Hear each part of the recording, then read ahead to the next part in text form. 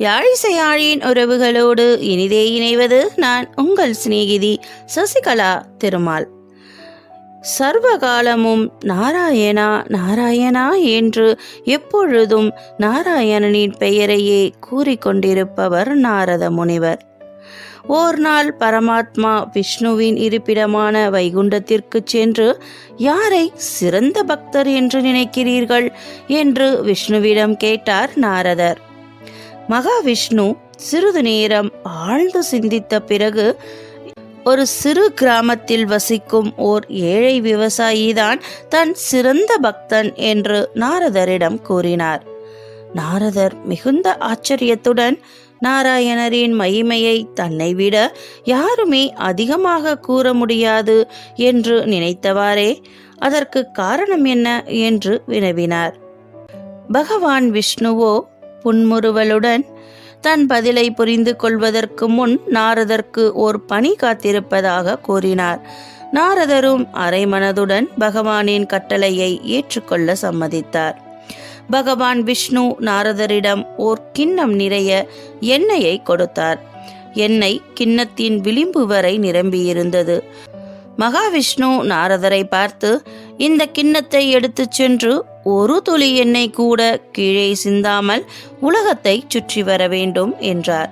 நாரதர் மிகுந்த கவனத்துடன் கிண்ணத்தை வாங்கி கொண்டு உலகம் சுற்றும் பயணத்திற்கு புறப்பட்டார்.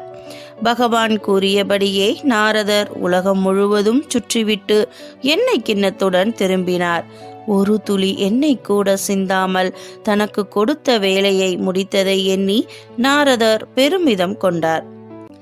பகவானிடம் கிண்ணத்தை கொடுத்தவுடன் விஷ்ணு பகவான், நாரதா, இந்த பணியை முடித்ததற்கு நன்றி. நீ உலகை சுற்றி வரும்போது எத்தனை முறை என் நாமத்தை ஜபித்தாய் என்று கேட்டார். நாரதர் ஒன்றுமே பேச முடியாமல் மௌனமாக நின்றார். ஏனென்றால் கிண்ணத்தில் இருந்து ஒரு துளி எண்ணெய் கூட கீழே சிந்தக்கூடாது என்பதில் கவனமாக இருந்ததால் பகவான் நாமத்தை கூற அவர் மறந்துவிட்டார். நாரதர் பகவானிடம், நீங்கள் கொடுத்த பணியை தானே செய்து கொண்டிருந்தேன் என வாதாடினார். பகவான் விஷ்ணு அதற்கு, நாரதா, அந்த விவசாயியும் அவனுக்கு கொடுத்த பணியைத்தான் செய்து கொண்டிருக்கின்றான். நான் அவனுக்கு கொடுக்கும் எல்லா சூழலையும் சமாளித்து கொண்டு அவனுக்கு கொடுத்த வாழ்க்கையை வாழ்ந்து கொண்டிருக்கிறான். அப்படி இருந்தும் அவனுடைய ஓய்வில்லாத வாழ்க்கையில் என்னை நினைப்பதற்கு நேரம் ஒதுக்குகிறான். இதனாலேயே அவன் என் உயர்ந்த பக்தனானான் என்று கூறினார். நாம் நம் வாழ்வில் எல்லா சூழ்நிலைகளிலும் இறைவனின் நாமத்தை சொல்ல கற்றுக்கொள்ள வேண்டும். நாம் செய்யும் ஒவ்வொரு வேலையையும் இறைவனிடம் அர்ப்பணிக்க வேண்டும். நாம் நம்பிக்கையுடனும் அர்ப்பணிப்புடனும் நமக்கு கொடுக்கப்பட்ட வேலையை நேர்மையாக செய்தால் இறைவன் எப்பொழுதும் நமக்காக இருப்பார். சரி நண்பர்களே, இந்த வீடியோ உங்களுக்கு பிடிச்சிருந்தா லைக் பண்ணுங்க, கமெண்ட் பண்ணுங்க, ஷேர் பண்ணுங்க, மறக்காம சப்ஸ்கிரைப் பண்ணுங்க ஃப்ரெண்ட்ஸ். நன்றி, வணக்கம்.